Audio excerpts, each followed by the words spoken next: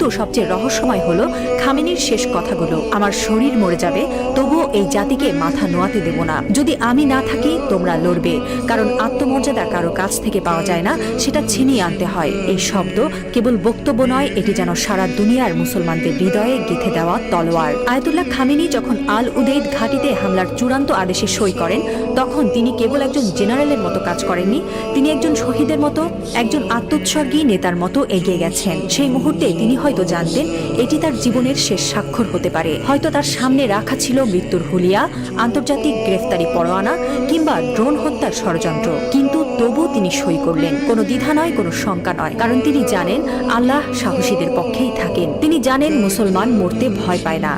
যারা আল্লাহর পক্ষে থাকেন তারা জানে মৃত্যু মানেই পরাজয় নয়, বরং আত্মত্যাগী বিজয়ের শুরু। এই একজন মানুষ এখন আর কেবল ইরানের নেতা নন, তিনি হয়ে উঠছেন সারা বিশ্বের মুসলিম উম্মার প্রতীক। একজন বিশ্বাসী, একজন অটল মুজাহিদ, একজন সাহসী পিতার মতো তিনি বলছেন, আমি থাকি বা না থাকি তোমরা লড়বে। হ্যাঁ মুসলিম উম্মাহ, তোমরা মাথা নিচু করো না। লা ইলাহা ইল্লাল্লাহ, আল্লাহ ছাড়া আর কোনো ইলাহ নেই।